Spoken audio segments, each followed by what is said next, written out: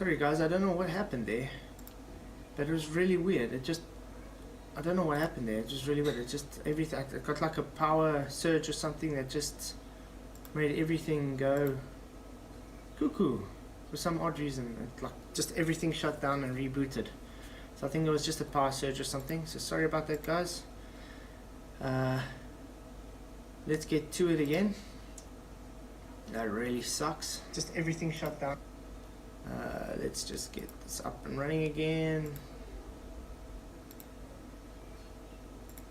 so I can see what's going on. So hey Benton, sorry about that. Yeah, like I said, it just all of a sudden it just got a power surge or something and everything just shut off. I was really enjoying it. At least I just started the one chat. So yeah, Star Wars, it must be the Star Wars. Okay, let's see. Is it showing? Okay. So yeah, so it all went off. Sorry guys. Let's get going again to his so-called debunking of flat earth. Number 2, flat earthers all say, I shouldn't see this thing, but I do, so the earth is flat. Then to justify this claim, you all say the same thing, typically with no context whatsoever. 8 inches per mile squared. Okay, let's just make it this way, because it seems not Professor Dave, doesn't understand anything. This thing, let's say for instance, according to your globe model, should not be seen. So therefore, if you do see something that's claimed not supposed to be seen, it makes your model false.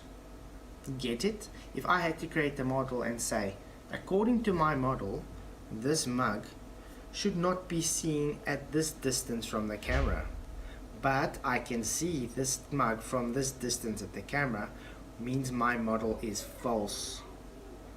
Do you get that now, Dave?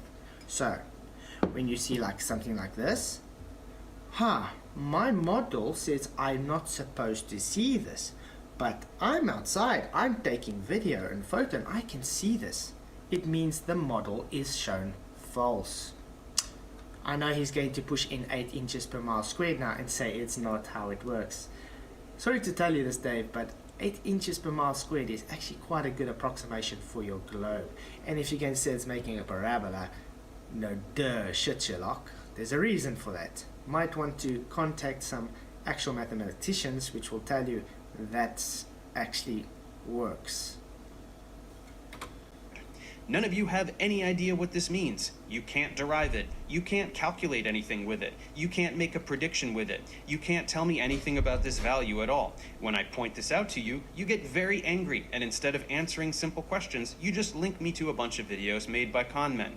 Well, I'm sorry, friends. Those people are doing incorrect math, or lying, or both. And so 8 inches per mile squared is incorrect math, guys. Yeah, let's try and explain it in a very simple term. I don't have a block with me, so just imagine a cube sitting here. What happens when you place the cube next to it? It has double, so now you're going to double it again. You're making 4 cubes, 8 cubes, 16 cubes, understand? So the more you go, the more it's squaring away. That's how your 8 inches per mile square works, Professor Dave. Well, not Professor. Why am I saying Professor if you're not a professor? I'm just going to say Dave from now on, okay? And they are counting on the fact that you won't do any math at all to check up on them. 8 inches per mile squared is not a valid way to measure Earth's curvature. If you understood math, you would immediately see that this squared on miles is totally out of place. That's because this is a parabolic approximation. What did I tell you guys?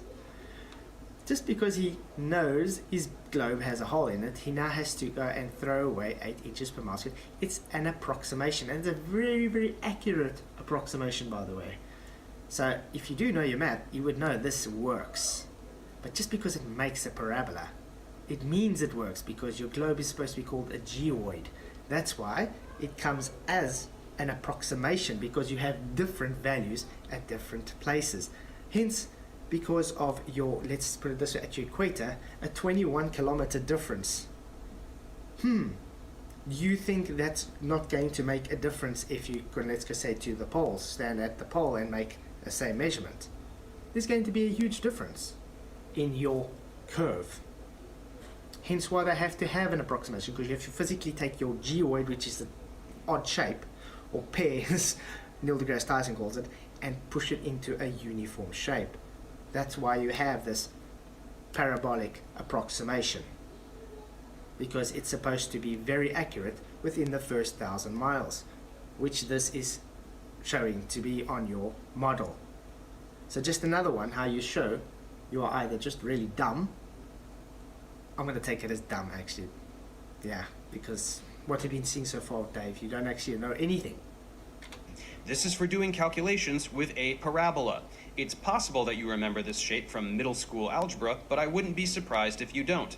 As you can see, the Earth is not shaped like this. No, it's not shaped like that. The Earth is shaped like this, a horizontal line. It's a horizontal plane with topography. So we got mountains on, we got trees and hills and valleys and water and oceans and rivers. But it's all based off horizontal plane. Definitely not any of those things shown on screen. So where does it come from, and why do people use it? It comes from the Flat Earth Bible, Zetetic astronomy, and Flat Earth priests use it because they know it's not accurate. Because they know it's not accurate. I wonder who was it that actually started telling us. I'm going to see if I can find it quickly. This is really, really sad. The guy really thinks that it's not accurate, guys, according to their model. Let me quickly search for 8 inches per mile squared.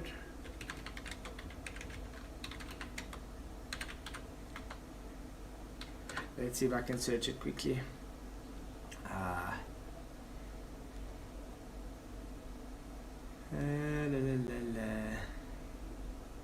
It's quite a few people that actually put this on. Where is it? This is a year ago. Because there was actually someone that they actually asked him about it, and he said yes. When he worked it out, it comes up to that 7.9 somewhere along the line there, and it came up to 8 inches, which is very, very accurate according to their model. It's amazing. Yeah, let's see how they get their 8 inches per mile squared. I think this can be quite cool. Let me just quickly get this advert past. There we go. Okay. Let's see if it's showing. Is it showing? Okay, it's showing. This is for you, Dave. Hey guys, in this video I'm gonna go through how you can derive the 8 inches per mile squared formula. If you didn't know, the 8 inches per mile squared formula tells you how quickly the Earth's surface drops away from a horizontal line. Yeah, you heard that, Dave. Helps to know how quickly it drops from the horizontal line. Note, from the horizontal line.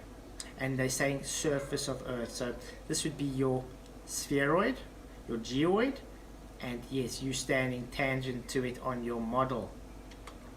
So if I draw a horizontal line right here, just have to point out, this does sort of look like how they call it celestial navigation. Why do you have to always have horizontal lines for everything derived for a globe? Use that noggin. So it has a length, certain length L. There is a drop here, by which we mean a perpendicular line. Oh, perpendicular. Would that mean that's 90?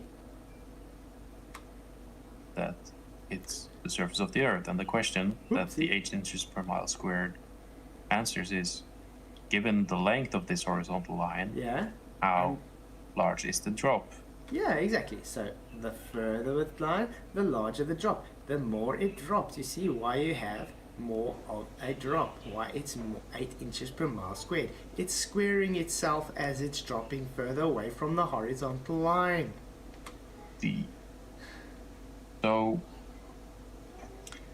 to get to the answer of this, we have to add some more to this construction. Obviously. And we'll go through how to derive it. It's a pretty simple result. So first I'm going to show a radius of the Earth. Amazing how this is all derived for the radius. How did the people get their radius again? Using horizontal geometry? Like, yeah, weird. So, and I'm gonna create a parallel line to that horizontal. Yeah, parallel lines. Definitely work because of globe. Just offset a little bit down here. So this parallel line is of course going to be of the same length because It's parallel, exactly. So, that line is parallel to that line. This line is parallel to that line. Perpendicular, perpendicular, perpendicular. Get it? Yes. all the angles here are 90 degrees. Eesh. And we're Makes the table, eh? 90 degrees, 90 degrees, 90 degrees, 90 degrees. gonna have a drop here as well. The same. So The same. one more line remaining. That's another radius. Huh, another so. radius, yeah? Another radius. You see, because there's a point there and there's a point there. This is an angular measurement to a point. Write R here for the radius of the Earth. And what is the last side of this triangle being? Well, Hello? we have here the radius of the Earth, Okay. and the side of this triangle is a little bit shorter than that. It's Yeah, D. this is why Professor Dave cannot accept the 8 inches, because it holds the radius value of the whole diameter, the circumference. It holds this radius value. That radius value, it holds it to the center. It holds it at a set distance. So he has to throw away his 8 inches per mile squared, because he cannot accept that, because it's shown wrong daily. That's the only reason why he says it doesn't. That's why he has to come, oh, it shows a parabola. No shit, Sherlock. It has to show a parabola. That's why you get it, because it keeps changing.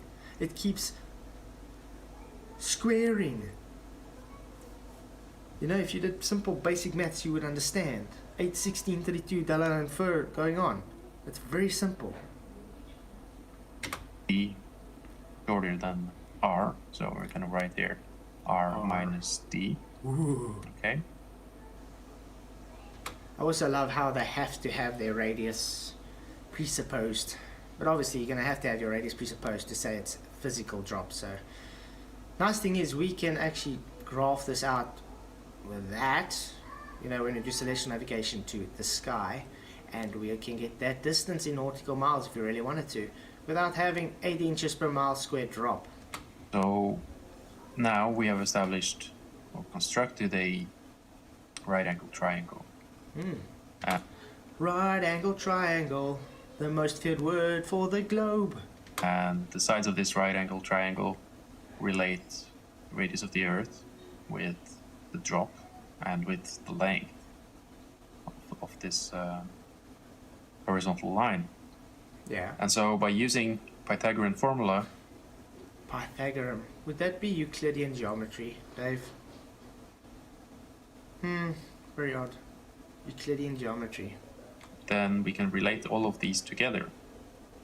Okay, so we're gonna write out Pythagoras theorem, r squared equal L squared Okay, I don't think we need to plus watch all r that. minus He's putting it in. times d is still much Yeah. less than too small, and we're approximating it to 0.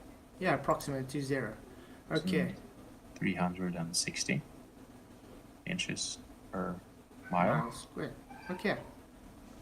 and divide by twice the radius of the Earth in miles. That's Yeah, miles. 2 Okay. times 3958.8 Why? Because you have a set. mi- You see what I'm saying? Because you have a set radius, Dave. Yeah, very detrimental to you. Now, we plug this into our calculator. What do we get? Well, we get 8.0024 inches per mile. Miles squared. Sorry, Professor Dave. I thought, what shape is this? What shape has he just showed you, and what has he just worked out here? Did you not just say parabola, so not working out your globe. Yeah, thank you very much for playing, Professor Dave. Oh, wow. Wow. It's very, very easy to debunk these guys, don't you think? Should we go on with showing not Professor Dave just how dumb he is? You guys ready for that? Anyway, good to see everybody here. Thank you for joining. Glad you could make it. Let's go. Just gotta make sure it's showing on screen. I'm just always scared. Why is it doing that? Okay, now it's showing. Okay, let's get going. Shouldn't be able to see that. Okay, let's go. This is not Professor Dave. It gives them incorrect values that they can use to claim that they shouldn't be able to see something when in fact they totally should. Incorrect values. Remember we just showed a guy showing it would be their correct values? So this guy again was wrong. Just like when he was wrong with the gravity and the relative density. There are dozens of videos on YouTube demonstrating this, several of which reference the actual formula that actually describes Earth's curvature, which as you can see requires trigonometry. And the guy just required trigonometry to do his 8 inches per mile squared. Did you not know that, Dave? Last time I know a right angle triangle is trigonometry. Huh. Stop blindly repeating what you hear on Flat Earth videos and learn some basic math so that you can do these calculations for yourself. Want to know how to create awesome videos? Just an advert quickly. Thank you, Professor Dave, for your adverts. It's sad. Really, really sad. Okay, let's get back to this video. Is it showing? I really hope so. Okay. This guy's failing miserably. All flat earthers say the same two things about water. The first is water doesn't curve. And the second is water finds its own level. Water at rest is level. So water finds its own level is true. Just like when you go to a lake and it's at rest, it's level. Look at that. Is that curving to you? No, water does not curve. It's level. This is called physics. That's why they have water levels when they do construction of big buildings. Sometimes they even create their own little water level of like 100 meters or something, literally from the ground, and fill it with water so they can have a level of 100 meters when doing construction. Why is this, Dave? Is it because the water curves, or is it because water finds its own level? You know, this does also fall under relative density disequilibrium. The second phrase is completely meaningless, so the fact that you all say that exact thing verbatim is just one of the many demonstrations that you all blindly repeat what you hear without giving it a moment's thought. As for the first phrase, stating that water doesn't curve is at least a coherent thought. Okay, first of all, problem. Telling us the second part of the statement is not relevant and it doesn't mean anything. It's the same statement as water doesn't curve, because level does not curve, Dave. It's no part higher than the other. Must I go and get a definition for level now as well? Level, a horizontal plane, or line with respect to the distance above or below the given point. Does a horizontal line curve, Professor? No. Having a flat horizontal surface, Professor Dave. Okay? So, when you state things like it doesn't curve, water finds its own level, you are stating the water from point A to point B is a horizontal plane. Okay, just had to point that out. However, it is dead wrong. Put a drop of water on a piece of wax. This little droplet has what you call surface tension. There's little fine particles and dust and stuff holding onto it. It's holding it. It's like having a group of people holding hands together. You are linked together and you create a circle. It's simply that. It's all all the air pressure, remember Heinz, air pressure is greater than that little droplet with the little dust particles on it, which is giving it water tension. Hence why it's that way. Now, if you had to add another droplet to it, see there already, it's already starting to what? Find its own level. The more water you add to it, the more pressure it creates, the more it's going to get level. That's why hence it finds its own level. Keyword here, find, Professor. Well, not Professor, Dave. Wax paper or a leaf. What does it look like? A freaking sphere. This is the type of arguments you get from these guys. This is it. I haven't really seen any, how can I put it? I haven't seen anything of value from this guy presented, and we're on number 3 already. This is a guy that calls himself a professor, for Pete's sake, and he can't even bring up an argument that brings any logic and value to it. It's insane. Isn't that something? In your haste to mindlessly parrot what you heard from flat earth priests about water, you forgot to look at water. Again, Dave, air pressure around it, little dust particles. It's called water tension. It's a droplet of water, Dave. When do you take a water droplet and measure your level with the water droplet? Water curves, my friends. Okay, water curves, guys, because of water tension of a droplet, guys. This is now water curves. Show me an ocean curving, please. Look at this curved meniscus. Look at these waves. Do you see how he has to go past it really quickly? Oh man, I hope I can get into it quickly. Curved meniscus. What is this container it is in? What is going on? Is it not having some tension on the sides, hence it seems to be curving? And why is it curving the wrong way, Dave? Maybe that's why you had to quickly just pass it by for the people. This curved meniscus. Look. Oh, curved wave. It's a moving water. Water finds its own level at rest. That's why you don't have the word rest in here. Is that why? So that's kind of dishonest, don't you think? Because I'm not going to say you're too dumb to know it's rest, because at least you have an IQ 1 greater than Sean Hawkins, so you do know it at rest. But you're going to leave that out, you know, because it's moving, that means it's not at rest. Dave? Look at these waves. Water curves all the time. Water is not magic. It is subject to influence by external forces. Yeah, like air pressure, containment, temperature change, phase changes. Yeah, that's why they say at rest. Water lies level at rest. It seeks its own level. So when it seeks its own level and it becomes at rest, it lays perfectly level, flat, horizontal, plane. Just like all other matter. With a spherical water droplet, that's the electromagnetic force. Water molecules make hydrogen bonds with one another, which in this context we refer to as cohesive forces. That's why water has a very high surface tension. And he just debunked himself, guys. High surface tension. There's your surface tension, guys. So the less of water you have, the higher the surface tension.